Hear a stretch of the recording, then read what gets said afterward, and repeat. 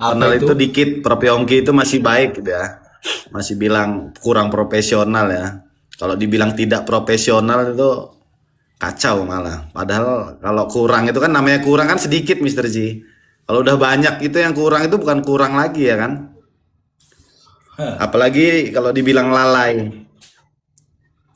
Saya paling nggak setuju tuh kalau dibilang lalai. Kecuali kalau kayak kita-kita gini yang proses penyidikan yang nggak punya ilmunya bisa dibilang lalai lah ya. Terus ini barang bukti udah di ini semua Mister Ji udah di apa namanya? Sudah disebutkan semua ini. Tambahkan lagi kalau perlu, apalagi kan habis pengamatan tuh apalagi. Oh iya, tadi ada saya kemarin Bang Kopi Pahit itu bikin VT, itu saya mau nambahin sedikit Mister Ji. Itu pas pada saat Prio itu mengeluarkan lembaran dari kantong itu ada majelis anggota itu kan, hakim anggota Noel ke ketua majelis hakim itu. Ketua-ketua coba tuh lihat tuh kelakuannya Prio katanya. Mungkin kayak Bener gitu Pak yang ya? ngomongnya. Cuman nggak didengerin aja itu ya kan. Kenapa kenapa? Itu kayak ngambil apa tuh katanya dari kantong ya kan. Nah, pas itu dibacain, udah biarin aja katanya ya kan. Dengerin aja katanya. Itu aja sih Mister J. Cuman yang lebih tahu yang punya VT itu, Bang Kopi Pahit siapa tahu ada yang mau ditambahin. Ya itu menarik sih bagi saya kan. Saya lihat kok apa nih yang dikeluarin gitu. Kok ini suaranya bergema ini? Lagi di dalam studio. Jadi mau nambahin. Jadi saya tuh pikir apa ya yang dikeluarin. Apa memang harus dia itu kan dalam memberikan pledoi ya pribadi dia. Apa memang dia tuh konsep sendiri. Kalau ditulis mungkin harus ditulis karena biar ingat kan. Tapi apakah konsep itu dinarasikan dari orang lain kan? Nah itu jadi saya jadi lihat juga itu loh kok hakim pada nunjuk-nunjuk gitu. Mungkin pemikiran hakim itu sama dengan pemikiran saya kali, kira-kira gitulah. Menarik, tapi kan akhirnya kan ada kesimpulan di situ. Jadi gerak-gerik, saya lihat gerak-gerik semua terdakwa itu kan diperhatikan ya, diamati oleh hakim ya. Itu sih. Enggak, lagian juga sampean tuh kalau bikin VT yang begitu-begitu kasih musik yang menakutkan lagi. Ya memang daya tariknya itu Mister J biar kan ada bau-bau horornya. Ya tergantung tergantung temanya apalah. Kalau misalnya dia ngebaca terus, buat dark di door musiknya kan. Iya, iya, iya. Kalian Mister J mau nanya Mister J, saya itu kan penasaran Mister J ya. Mungkin Jangan Mbak. nanya dulu ya. Oh ya ya ntar. Jangan nanya dulu. Aku ingin jawab yang di bawah tadi, bahas mengenai sidik jari. Sidik jari, teman-temanku, itu kan rumah ya. Itu kan rumah, itu kan bukan bukan apa ya, bukan gua ya, bukan gua lah. Itu rumah. Rumah itu artinya orang tuh bisa pegang sebelum-sebelumnya itu sudah pegang-pegang semua, pegang meja, pegang pegang ini. Kalau saya melihat dari rumahnya yang tadi barusan ditayangkan oleh teman-teman itu, rumahnya itu nggak seperti ada pembantu yang suka membersihkan ya. Kayak di tempat saya itu mungkin ada hari ini mungkin dipegang orang, besok ini mungkin sudah dilap. Tapi kalau di itu tadi tidak. Tapi anehnya sidik jari itu hanya satu orang. Padahal di situ dihuni oleh minimal ya, minimal tuh 5 orang atau mungkin kalau ada yang datang keluar masuk. Nah, tiba-tiba ditemukan sidik jari Ririn. Ada di sini, ada di sini. Harusnya berbicaranya itu global dulu. Kami telah menemukan sekian banyak sidik jari. Yang sidik jari pertama ini Bukan di sini identik dengan ini, terus. Namun ada sidik jari, ini sudah sekian puluh orang nih, baru muncul Ririn, harusnya gitu kata-katanya, supaya menambah bahwa profesionalnya itu di situ. Wow, ternyata sidik jari bisa terungkap semua ya dalam satu rumah, gitu. Bukannya langsung kami menemukan sidik jari. Sidik jari itu banyak, tapi yang jelas identik itu hanya Ririn. Nah, itu kan blunder, blunder ya teman-teman ya. Sidik jari itu, sidik jari itu kalau di tempatnya itu, misalnya pintu, apa namanya, alas meja apa namanya itu masih wajar-wajar. Tapi kalau menemukan sidik jari di pintu walet, nah itu baru keren. Itu menunjukkan bahwa orang itu sampai ke situ. Atau terlihat ada DNA di kaki mayat ini ya gitu. Atau ditemukan sidik jari di terpal, yang terpal itu dijadikan yang itu benar, enak itu. Tapi kalau sidik jari ada sekian banyak, tapi yang ditemukan hanyalah sidik jari, itu sudah sulit saya bayangkan. Yang kedua, keberadaan sidik jari tidak bisa mengatakan bahwa itu pelakunya. Tidak bisa begitu. Saya itu pegang parang hari ini, parang itu pasti ada sidik jari saya. Kemudian besok ada orang menggunakan parang yang saya pegang tadi dengan cara dia menutupi gagangnya, kemudian digunakan untuk hal-hal yang lain. Sidik jari saya itu masih ada di situ, tapi kan saya bukan pelakunya. Begitu loh caranya. Makanya itu kadang-kadang itu ya, orang itu, teman-teman pernah lihat ini, saya mau ceritakan tapi ini horor banget. Kecelakaan itu, kecelakaan di lampu merah, polisi lalu lintas itu mengatakan itu kecelakaan. Iya benar, karena tabrakannya di tengah jalan. Tapi siapa jam-jam segitu di lampu merah ada yang nabrak, bukan kecelakaan. Setelah diolah, nah itu pentingnya tadi. Ternyata pembunuhan yang direncanakan dengan cara ditabrak.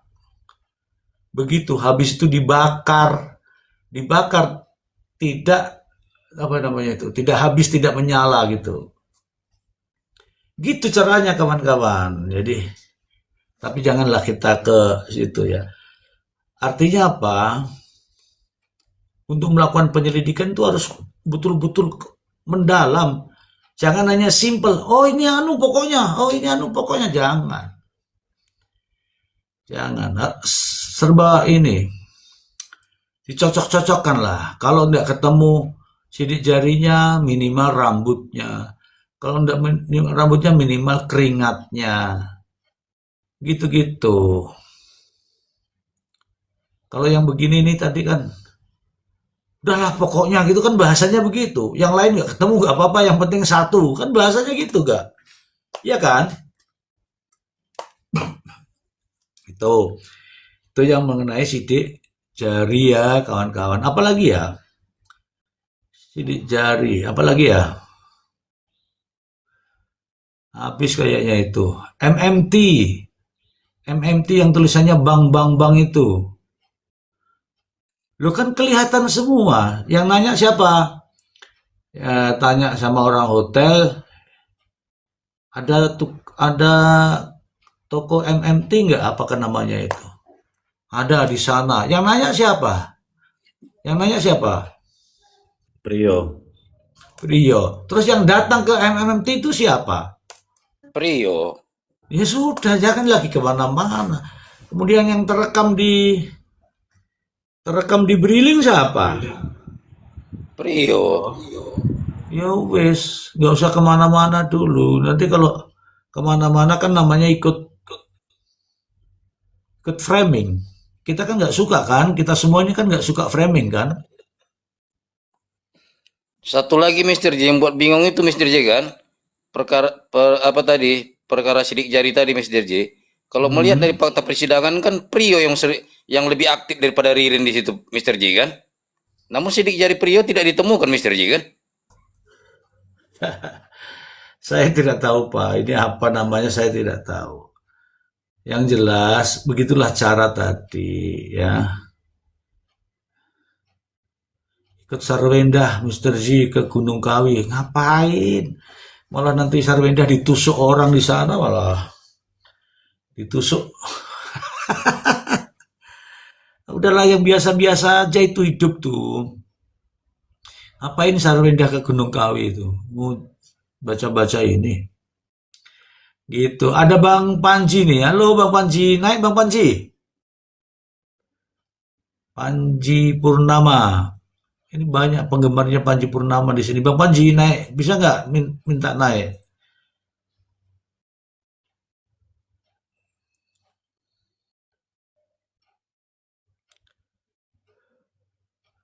Ini teman-teman ngajak diskusi. Nggak apa-apa ya. Ini siapa namanya? Woman in Law. Saya kasih istirahat dulu ya, woman ya.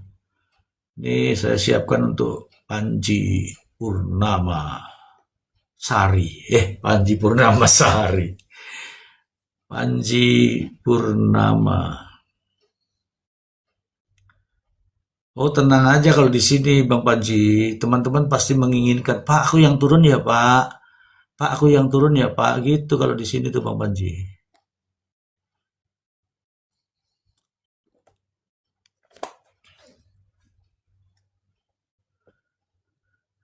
Itu. Tapi turun pun nggak marah di sini Bang Panji. Dia tetap santai, nanti ada kesempatan naik lagi gitu. Silakan Bang Panji, selamat Bentar malam. dulu ya. Bentar dulu. Malam, Oke. Malam Bang Panji. malam semuanya. Malam Bang Panji. Malam.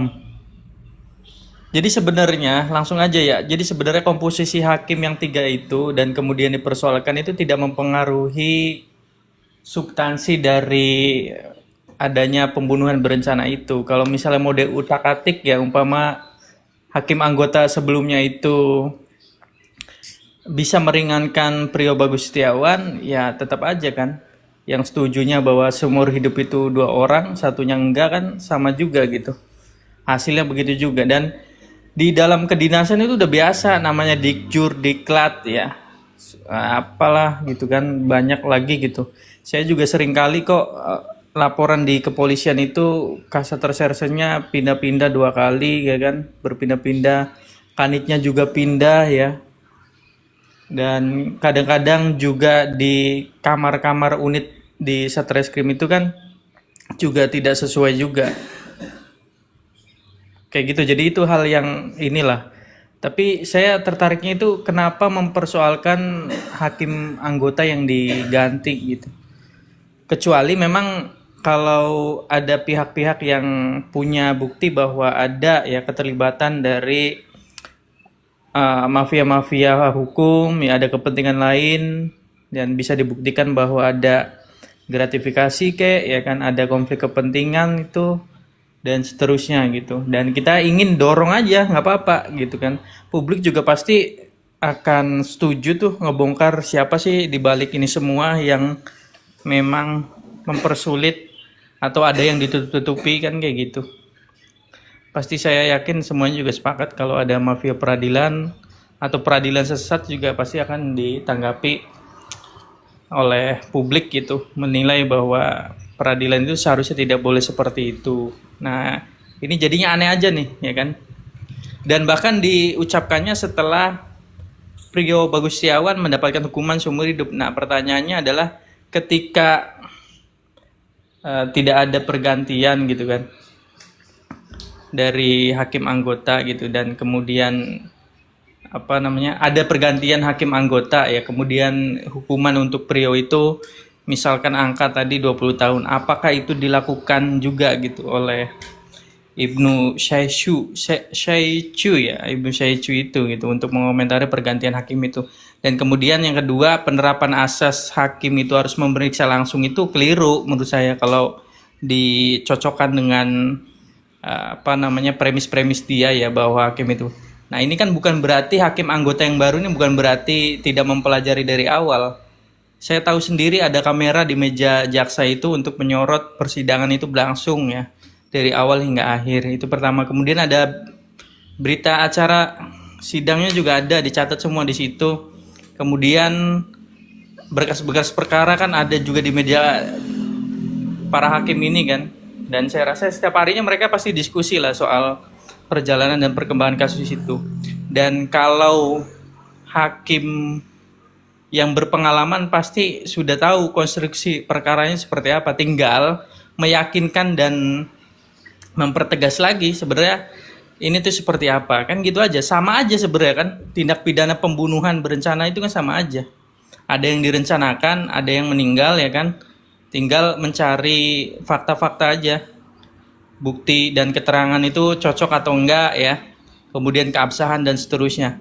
Sementara itu dulu Mr. Ji, saya mau balas chat dulu nih, ada kawan ngechat. Iya.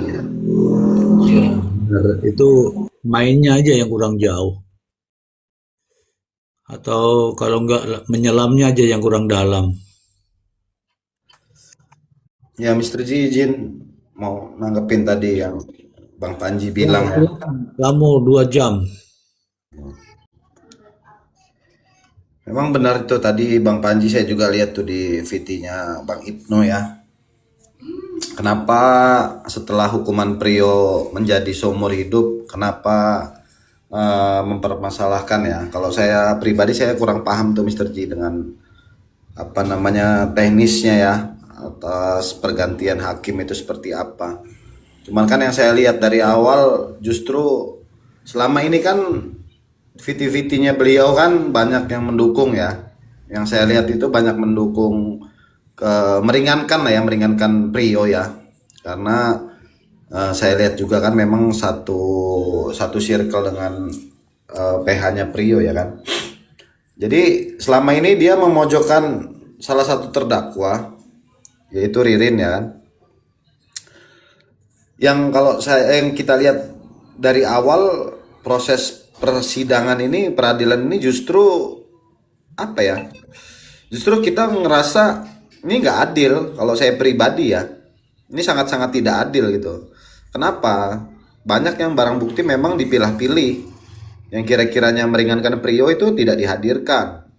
Justru sampai detik-detik terakhir pun ahli yang diminta hakim pun mereka tidak sanggup hadirkan gitu kan. Itu aja. Jadi kenapa pada saat hakim memberikan putusan yang memang sudah melihat fakta persidangan dan hakim punya keyakinan dong, makanya dia berani memutuskan Prio seumur hidup. Karena saya jangankan hakim, saya pribadi juga kan saya bilang pasti kena pasal jengkel kalau kronologis persidangannya seperti kita lihat gitu kan. Kita semuanya kan di sini juga kan prediksi kan hasilnya seperti apa gitu kan. Nah, inilah framing inilah karena mereka masih meyakini ya. Mereka meyakini bahwa keterangan Prio yang di terakhir ini itu yang jujur. Gitu. Nah, sedangkan hakim sendiri pun makanya dia memutuskan seumur hidup itu, hakim juga mempunyai penilaian bahwa tidak ada yang benar kecuali yang saya bilang tadi dari awal ya, kecuali ahli itu dihadirkan karena kuncinya hanya ada di CCTV bengkel sama di CCTV 0501. Secara tidak langsung hakim juga kan menilai, oke, walaupun itu sudah diakui oleh Prio bahwa itu dia, tapi kan tidak masuk akal. JPU mempertanyakan, pukul 05 kamu ada di mana? Saya ada di dalam. Nah, itu di CCTV 0501 itu siapa? Itu saya keluar dari luar. Ngambil apa? Pacul tuh ya kalau nggak salah. Tapi kan nggak ada tuh paculan di bawah. Hakim juga kan menilai, melihat CCTV itu seperti apa gitu. Itu Prio atau itu Ririn kan? Makanya mungkin hakim meyakini bahwasannya ada pelaku lain selain mereka berdua.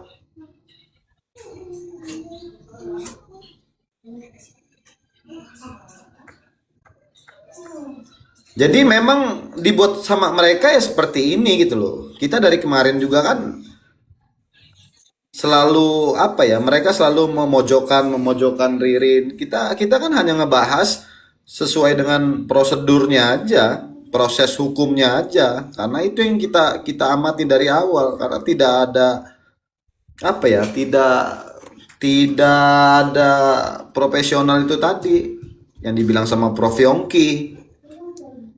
Dari awal sudah tidak profesional nih, kurang profesional lah bahasanya Prof Yongki. Kan itu yang kita lihat. Ini kenapa justru mereka sendiri sih dari kemarin itu bilang jangan sampai nanti hakim memberikan putusan kepada Prio yang memberatkan Ririn. Prio misalkan dikasih 20 tahun, karena mereka yang bilang. Jangan nanti hakim yang disalahkan lah. Ternyata Nanti bisa buktinya jadi Om Ari, bisa jadi nanti putusan mati untuk Riri Rifanto itu nanti VT-nya keluarnya apresiasi kepada hakim anggota yang baru karena sudah sangat tegas. udah Dan bisa jadi baca kita repotnya di Bang situ. Panji ya. Bang Panji itu tadi ada temen yang di bawah tuh Kak Queen nanya itu tadi ada apa, video apa tadi yang ditunjukin sama Bang Nggak tahu Panji dia katanya. tuh kayaknya tadi di room saya itu ada yang nyebut bahwa kalau apa tadi kayak taruhan gitulah kalau Ririn nggak dihukum mati bakal dikasih 200 juta apa gimana gitu kalau nggak salah soal itu, tapi orangnya sendiri naik tuh tidak membantah itu gitu, nggak ada juga katanya bilang-bilang kayak gitu, cuma nggak tahu saya nih detailnya tuh yang mana dan kayak gimana sebelumnya itu Oh sampai bisa iya, ada keluar tantangan 200 juta kayak gitu. iya makanya biarkan saja lah teman-teman semuanya dari sini. Nggak Justru masuk kan akal kita 200 banyak juta. banyak belajar gitu kan. Justru biarkan lah. Jadi sebetulnya saya tadi typing di bawah juga tuh, saya kasih tahu teman-teman juga gitu kan. Jadi jangan jangan sampai adalah yang berani apa ya mengucap dan meyakini gitu kan. Kita ini kan nggak ngerti gitu kan. Justru yang sudah bergerak di bidangnya aja kayak ada beberapa pengacara justru dia juga mengakui bahwa meleset ya perkiraannya itu yang udah banyak makan asam garamnya, manis pahitnya di dunia hukum itu kan masih bisa meleset gitu loh. Apalagi kita-kita ini yang memang pada dasarnya kita ini bukan bergerak di bidangnya ya kan. Jadi jangan sampailah kita latah untuk meyakini ya kan. Takutnya nanti karena di media sosial itu pasti kita bakal ditagih sama netizen. Katanya Bang Ari, yang lain nggak tajam, katanya cuman dia yang tajam analisanya. Iya, ya itu tadi kan Bang Kopi Pahit. Justru apa ya banyak di kasus ini yang sebetulnya kita bisa nilai ya kualitasnya mereka itu seperti apa gitu loh. Kita kan hanya sebagai netizen gitu kan. Makanya jangan jangan terlalu mudah lah mengucapkan di dunia Tapi yang media jelas sosial. challenge yang jelas banyak diketahui itu pengacara Heri Reang katanya Jalan. kalau Ya. ya kalau ada pelaku lainnya dia bakal jalan dari Anjatan ke Pengadilan Negeri, itu aja tuh yang mungkin nanti publik akan nagih-nagih kalau ya dalam putusan hakimnya itu menyebut-nyebut keyakinan bahwa ada orang lain. Ya, Ririn juga udah ada yang mau ngasih motor sih itu kalau misalkan sampai bebas Bang Panji. Ada yang mau motong jembut sampai gundul loh. Kalau Ririn bebas. Wah, ini mah selangkangan terus ini. Ini fakta loh. Iya, walaupun fakta, tapi kan nggak perlu disebutkan. Kenapa kau mesti sebutkan begitu, kah? Seperti itu dia ucapkan, saya tinggal menyampaikan. Oh, terus itu benar begitu? Ya, mantap Bang Robi baik. Belum pernah dimarahi anak muda. Ya itu gimana ya? harusnya dia tidak sampaikan lah yang begitu-gitu. Ntar kalau bebas benar kayak mana? Ya itu banyak yang kecelek di kasus ini, Bang Kopi Pahit, ya kan? Makanya sampaikan saja teman-teman kalau pas lagi ada di roomnya, jangan tolong Seandainya, disuruh tarik. seandainya, Kenapa Mister Ji? seandainya nih ada orang yang mau apa ya, Gundul tadi botak katanya perempuan. kan ada yang mau nalangi saya, aku langsung ya begitu, nggak usah banyak-banyak lah, 100.000 aja. Yang mau jalan kaki dari daerah dia ke Indramayu, gimana itu logikanya? Ya nggak apa-apa gitu. Yang penting jangan sampai nanti kalau misalkan nggak sesuai lagi dengan hasil yang diprediksi kan pasti ditagih sama netizen ini, pasti sama teman-teman ini pasti ditagih. Namanya kita netizen ya kan.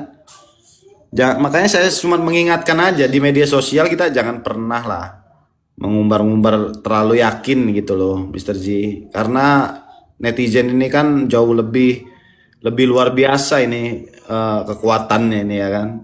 Kamu nggak nanya apa dasar keyakinannya?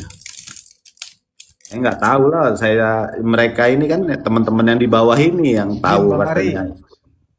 ada Ya Bang salah Mile. satu praktisi hukum juga yang waktu itu mengajak taruhan katanya. Kalau sampai Ririn bebas, motor sama saya ayo katanya. Siapin dulu duitnya katanya di salah satu orang katanya. Kita titipin di sana. Kalau emang bener satu unit motor aja katanya. Waduh. Halo Bang Ari Porong. Ya Mister Coba Ji. kasih kesempatan dulu nih Bang Dede. Bang Dede, selamat Dede. pagi Bang Dede. Halo, selamat malam semuanya, Master Ji, Bang Mile, Bang Ai, Bang Don, Abah, Kopi Pahit, Bang Panji, Bang Ari Poro. Waduh, kalau Izin saya Mr. suruh Ji, saya di bawah bernarasi, aja dulu Bang Ari Ambon biar gantian sama saya Mr. Ji. Saya menawarkan diri. Ayo, kayak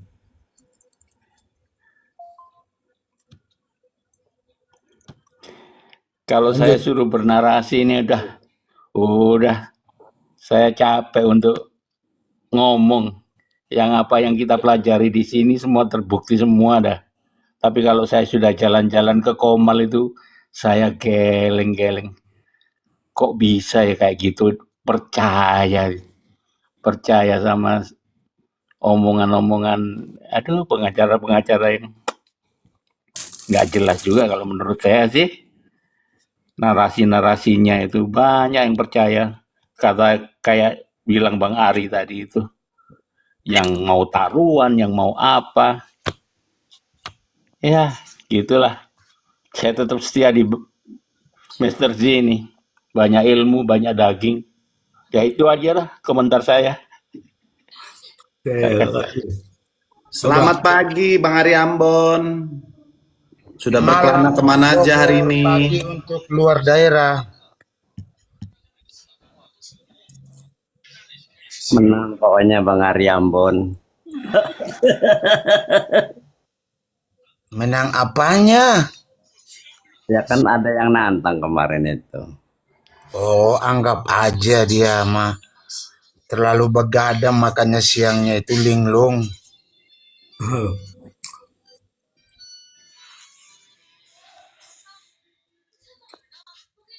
Apa yang harus kita komentar ini Mr. Ji? Soalnya baru masuk nih.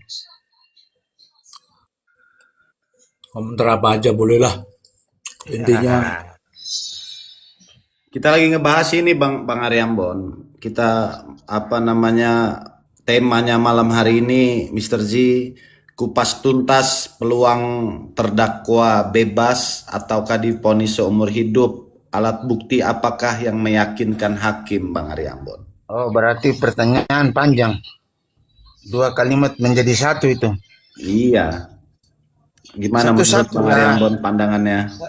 Satu-satu dulu supaya semua jawab. Ya udah kita udah dari tadi nih. Makanya Bang Ari Ambon gimana nih tanggapannya nih? Tanggapan saya, Jika terdakwa bebas nih ya kan atau divonis seumur hidup. Nah, kalau bebas kira-kira Apa aja kalau misalkan dituntut seumur hidup, kira-kira apa aja nih alat bukti yang bakal menghukum Ririn ini seumur hidup, Bang Ari Ambon? Alat bukti apa yang menghukum Ririn seumur hidup? Menghayal itu. Makanya saya bilang malam begadang ya siangnya linglung ngomongnya begitu. Kan ini pertanyaan tadi untuk kita menjawab. Nah, jadi kalau kita menjawab ya, kalau saya sih melihat bahwa isi putusan itu kan bersama-sama itu, ya kan bersama-sama dalam satu kasus ya, iya bersama-sama dalam kasus ini. Cuma kan kalau bicara apa namanya nah, siapa yang paling mendekati sempurna yaitu Prio. Begitu. Alat bukti apa sih yang membuat Ririn itu mendekati sempurna? Nah, kalau kita lihat hanya cuma apa CCTV sama sidik jari, ya sidik jari juga didapatkan ya begitulah. Jadi kemungkinan besar ya si Ririn itu kalau nggak seperti si Prio ya berarti berkurang, kalau bebas enggak. Apa enggak Bang Ari? Ya, Ada alat bukti ya kan yang memberatkan dia kan, Bang Ari Ambon? Apa itu kira-kira? buka, kalau memberatkan berarti hukuman mati. Kan berat, dia nggak kuat pikul.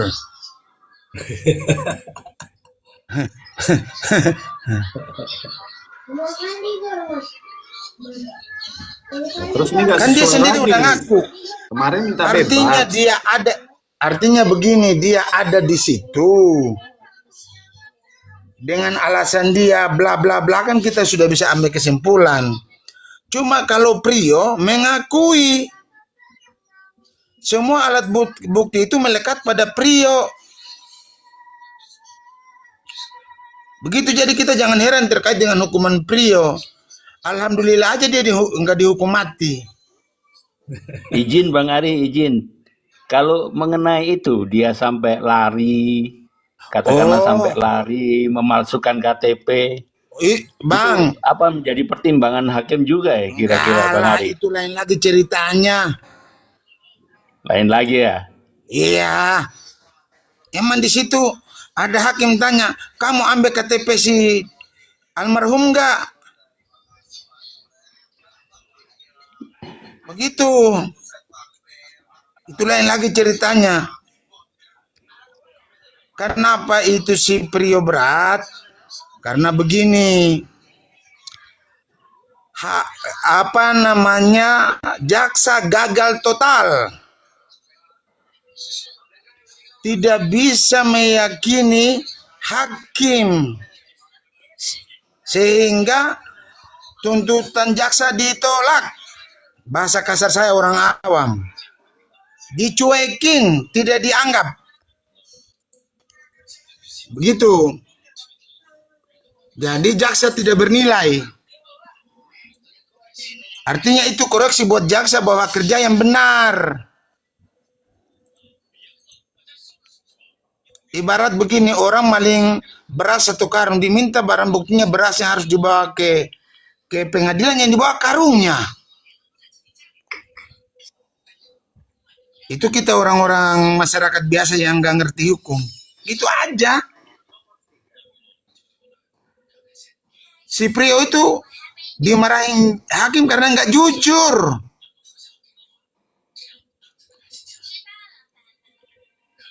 Apa yang dia omongin itu tidak bisa jadi saksi, itu nggak bisa meyakini hakim.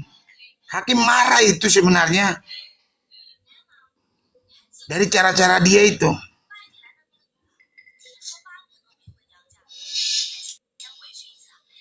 Mereka bilang dia lugu, dia orang baik.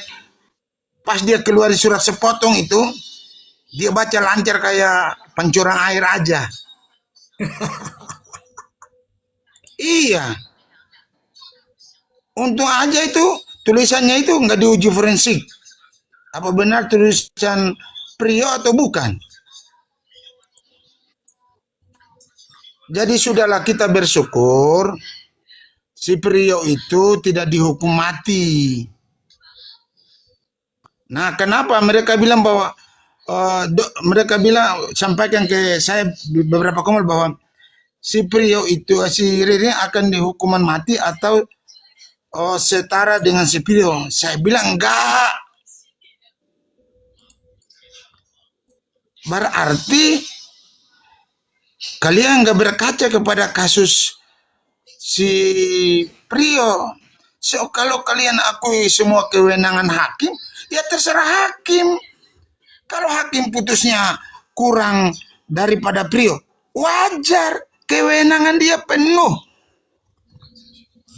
Namanya juga perwakilan Tuhan.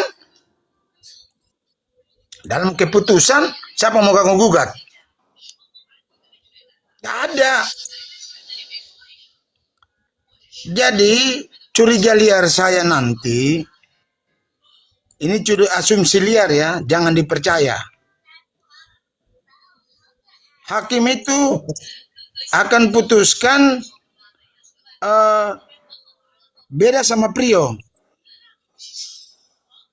Artinya nilainya di bawah Prio, hukumannya agak ringan. Ini asumsi saya liar, ini jangan dipercaya. Begitu. Cuma ada hal yang menarik bagi saya. Si Riring ini berat atau ringan sebenarnya bukan, kalau menurut saya punya keyakinan kemauan, bukan di situ. Tapi lebih berkemauan saya itu pengacaranya Tony dengan pengacaranya si Prio kolaborasi.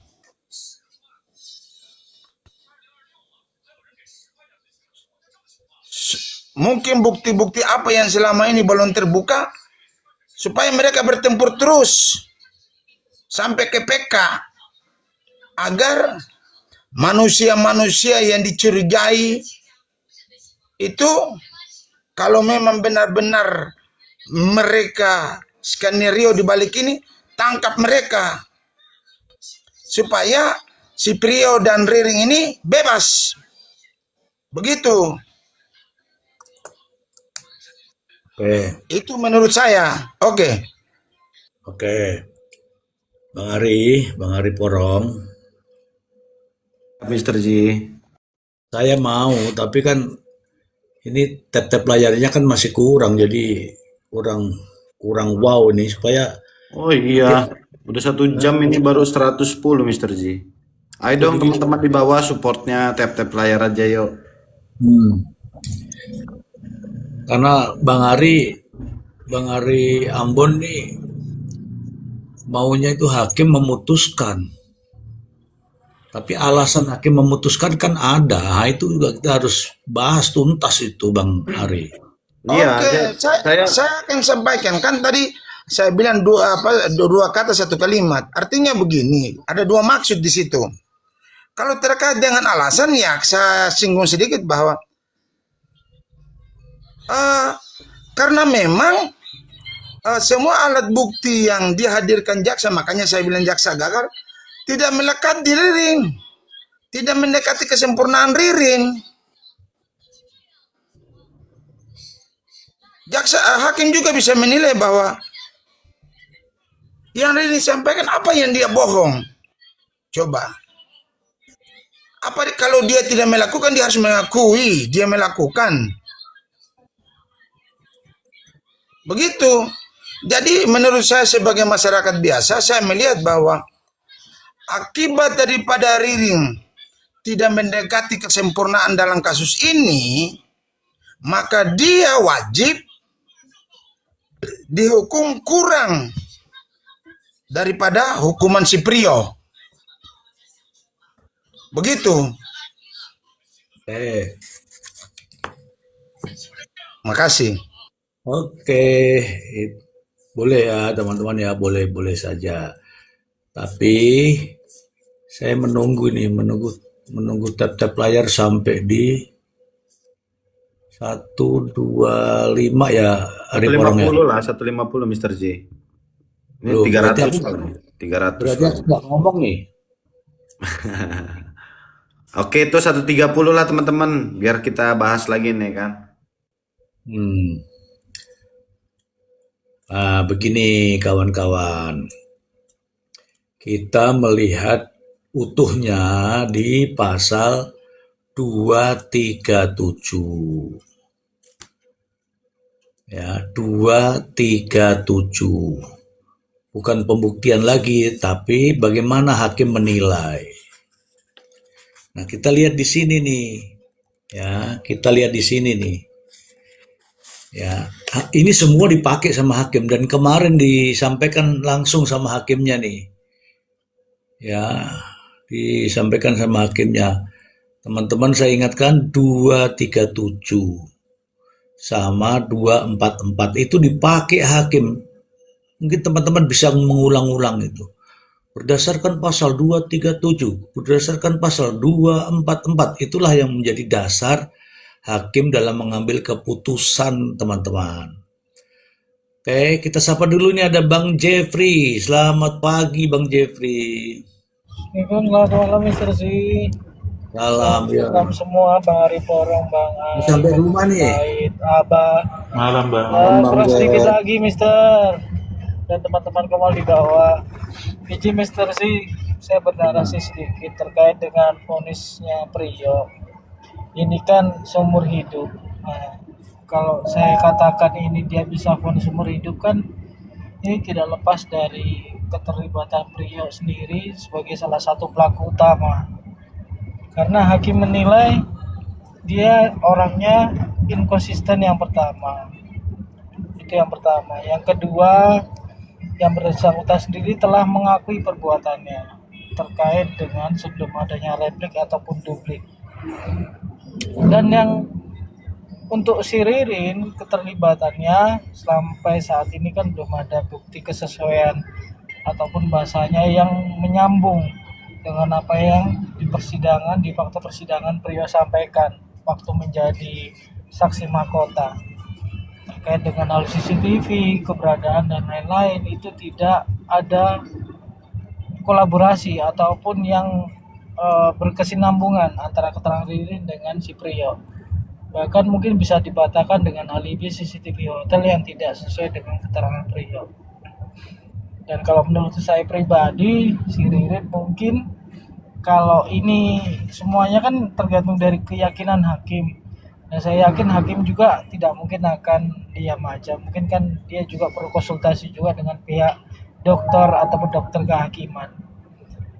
Dan jangan sampai keputusan hakim ini dipengaruhi oleh intervensi. Saya yakin besok tanggal 8 akan ada demo Mr. Z terkait dengan putusan Ririn yang akan diucapkan disampaikan. Ya kalau harapan saya ya ini asumsi liar saya aja, dugaan saya mungkin Ririn kalau tidak 20 tahun, 15 tahun. Kalau untuk bebas sendiri saya rasa untuk saat ini mungkin belum bisa. Demikian. Oke. Untuk bebas belum bisa ya. Untuk saat ini kalau dugaan opini saya untuk saat ini belum bisa. Tapi Oke. tidak menutup kemungkinan akan bisa. Berarti ragu-ragu dong putusannya itu. Bisa jadi hakimnya ya itu tadi Mr. Z tergantung dari keyakinan hakim sendiri. Karena kan Nah, takutnya itu tadi ada oke. intervensi. Kenapa Apa? kamu takut, Jeffrey? Ngomong aja. Oke. Jangan Bang Iren, Bang Ariambon, jangan Bang. Oke, mana Bang Ari Ambon juga tadi udah ngomong kayak gitu. Makanya saya agak lemes juga nih kalau Bang Ari Ambon udah ngomong. Itu pancingan itu. Anda kan tahu. Tapi begini, saya Ya Mr. Z, sarkas. ya, saya paham lah. Saya paham karena posisi kita ini bukan di posisi hakim. Ya, untuk apa juga kita mengandai-ngandai toh. Tetapi ini semua bisa diprediksi berdasarkan apa namanya, undang-undang itu sendiri yang sejatinya undang-undang itu dipedomani oleh jaksa, dipedomani oleh hakim, dan dipahami oleh pengacara. Dan kita juga harus paham itu, gitu ya. Oke, kemarin hakim sudah mengatakan dalam amar putusannya itu mendasari pada pasal 237. Apa itu? Kita selalu ulang-ulang dari awal. Dari awal. Makanya saya tidak bosan-bosan untuk menyampaikan. Ya, tidak bosan-bosan untuk menyampaikan hal ini karena dasarnya nggak ada lagi, dasarnya ya ini. Kecuali kalau pembuktian sudah di 235, ya kan. Tapi kalau hakim dalam mengambil keputusan ya ini sudah. Ya ini sudah. Kemudian mengenai kenapa Priyo kok Priyo kok divonis seumur hidup. Sedangkan Priyo itu kan justice karburator gitu kan. Justice karburator tuh nggak gitu, sudah pernah kita ulas. Justice karburator itu harus 1 tahun, kenapa bisa seumur hidup? Ya toh, ini kalau ngomong begini dikira bilang enggak. Justru saya mentertawakan justice karburator itu. Mentertawakan, kalau sudah ditertawakan artinya malu juga naik komal, sudah itu aja. Jangan lagi ya ngeles-ngeles. Berani 200 juta, berani tukar motor, nggak usah. Kau simpan saja itu hartamu itu. Percuma harta banyak, tapi kalau ngomongannya ngaco. Masa kita disuruh taruhan, gimana sih? Nih, pasal 237 ayat 1. Tolong teman-teman simak ini. Keterangan satu orang saksi tidak cukup untuk membuktikan bahwa terdakwa bersalah. Terdakwa terhadap perbuatan yang didakwakan kepadanya. Dalam kasus Ririn ya, dari 21 saksi plus Priyo, saksi manakah yang dijadikan sebagai patokan bahwa saksi itu menjelaskan Ririn pelakunya? Saksi siapa yang menjelaskan Ririn pelakunya? Priyo itu ada berapa orang? 1 ditambah Sela. Gimana kok 1 tambah Sela? Iya, Mister. Jadi tadi kan saya lewat tuh. Jadi di antara 21 itu, ini menarik kita bahas menurut saya.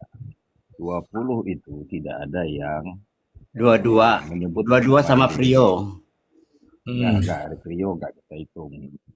20 itu enggak ada yang menyebut nama Ririn. Hanya saksi Sela yang menyebut nama Ririn dan mengakui dia video call dengan suaminya pada saat itu. Belum cerai itu. Nah, kemudian kita sambungkan dengan keterangan terdakwa Priyo atau saksi Priyo. Nah, paling itu aja yang menguatkan.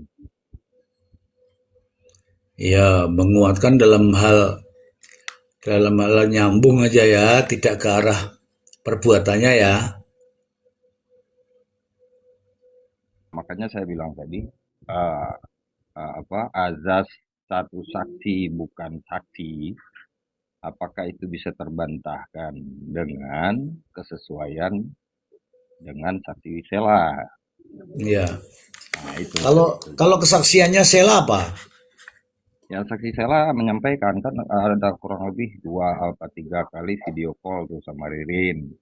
Ririn lagi ada di dalam rumahnya, rumah induk TKP di rumah Haji Saroni, duduk di sofa merah dan seterusnya. Nah, itu Suji. Jadi mungkin Bang Bendon, Sela bohong. Bukan, bukan begitu Enggak, cara. Bang dengar dulu.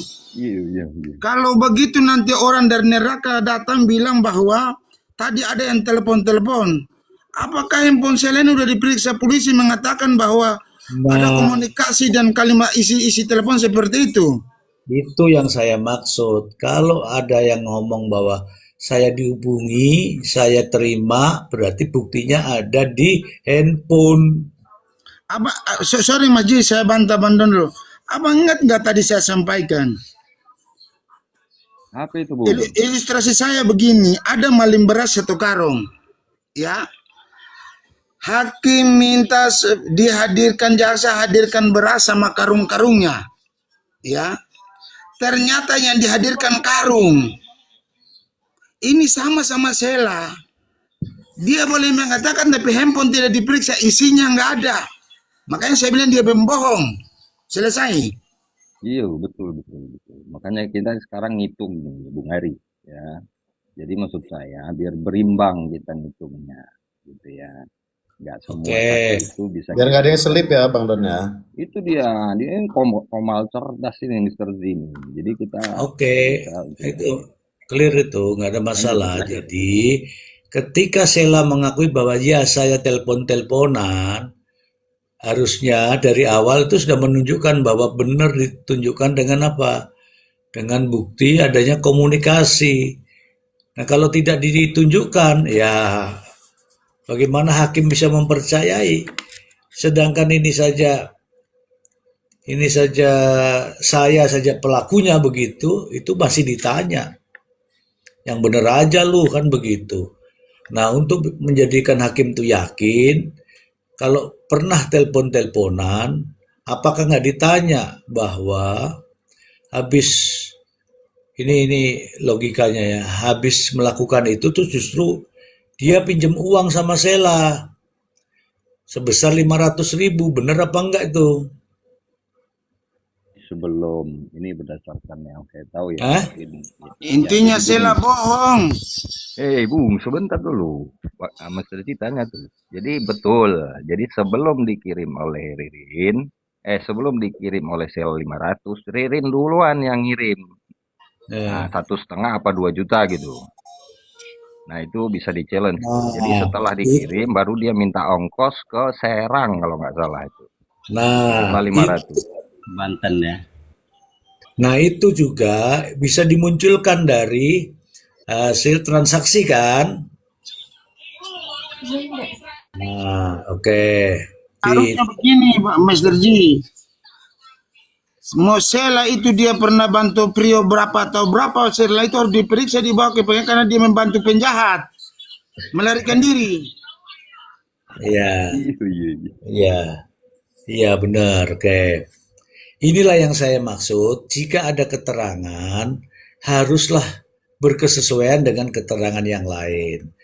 Kalau keterangan yang lain itu nggak nyambung, maka itu patut dipertanyakan pengakuannya seperti apa, didukung dengan alat bukti yang lain. Kalau alat bukti yang lain tidak dikaitkan dengan untuk mendukung ini ya repot. Oke. Dia bilang kata Sela ada di situ. Oke. Kemudian ayat 2. Ketentuan sebagaimana dimaksud ayat 1 tidak berlaku jika keterangan seorang saksi diperkuat dengan alat bukti lain. Tuh. Kita ini boleh ngomong apa saja, tapi harus dibuktikan dengan alat bukti lain. Ya, kalau tidak ada saksi ya alat buktinya minimal. Kemudian ayat 3. Keterangan beberapa saksi mengenai suatu kejadian atau keadaan dapat digunakan sebagai alat bukti dalam hal keterangan beberapa saksi tersebut saling berhubungan satu sama lain sehingga dapat membenarkan adanya suatu kejadian atau keadaan tertentu. Ingat, yang saya maksud di sini adalah pembunuhan berencana. apakah pembicaraan Ririn dengan Sela berkomunikasi itu indikasi bahwa Ririn melakukan pembunuhan. Misalnya, aku di sini nih mau membunuh misalnya. Atau nih saya sedang bertamu di sini. Terus hari dan jamnya jam berapa? Kan kita harus korek semua itu. Oke, kita belum tahu itu ya. Ayat 4. Pendapat atau rekaan yang diperoleh dari hasil pemikiran belaka bukan merupakan keterangan saksi. Nah, aku tuh tahu perasaan orang-orang begitu. Kalau diperiksa kapan, kemudian pas lagi tidak ada, udahlah kau bilang saja, kapan kamu terakhir komunikasi. Dia lupa jamnya, harinya. Dia sebut saja, pernah Pak. Lah memang Ririn itu kan mainnya di situ, main loh ya. Main di tempatnya si Budi. Nah itu kita nggak tahu ya. Kalau apakah hari itu atau hari sebelumnya kita nggak tahu. Ayat 5. Dalam menilai kebenaran keterangan saksi, ini teman-teman nih. Dalam menilai kebenaran keterangan saksi, hakim wajib memperhatikan A. Kesesuaian antara saksi satu dengan yang lain. Sela itu saksi. Sela itu suaminya, suami istri sama si Ririn. Suami istri itu yakin suami istri itu tidak. Kalau dalam hal begini itu tidak ini. Jadi lebih lucu lagi kalau suaminya dijadikan tersangka, istrinya justru membantu orang lain. Kalau saya, mohon maaf ya, kalau suaminya saya jadikan tersangka, saya tidak pakai itu keterangan istri. Karena itulah yang namanya saksi meringankan. Gitu. Kemudian B. Kesesuaian antara keterangan saksi dengan alat bukti yang lain. Kalau keterangannya Sela dititik beratkan pada komunikasi tadi, harus juga dibuktikan dengan alat bukti. Alat bukti apa? Ya alat bukti handphone. C. Alasan yang mungkin dipergunakan oleh saksi untuk memberi keterangan tertentu. Nah ini yang kita pilih-pilih di sini. Ini bisa nggak ya dijadikan saksi? Oh dia anaknya, oh dia istrinya, oh dia orang tuanya. Ini nggak bisa. Bisa garis lurus tuh kan nggak bisa. Nggak bisa, nanti Bang Don biar tahu. Memang benar nggak bisa itu. Kemudian D. Cara hidup dan kesusilaan saksi serta segala sesuatu yang pada umumnya dapat mempengaruhi dipercayanya keterangan tersebut. Nah ini kemarin aku udah cerita nih, ada yang 2 anaknya diperkosa bapaknya itu. Anak-anak ini bisa jadikan saksi. Kenapa? Karena ini tadi cara hidup. Bagaimana kelakuan bapaknya, kesusilaannya itu. Nah, yang terakhir tuh ini. Hakim menggunakan ini. Konsistensi keterangan dari saksi sebelum dan keterangan saksi pada waktu sidang. Hakim kemarin itu menyebut pasal 237 dan saya yakin melihat huruf E ini. Melihat huruf E ini. Tidak ada keterangan lain yang diambil kecuali yang E ini. Kemudian yang ayat 6. Keterangan saksi yang tidak disumpah. Rio kan nggak disumpah tuh.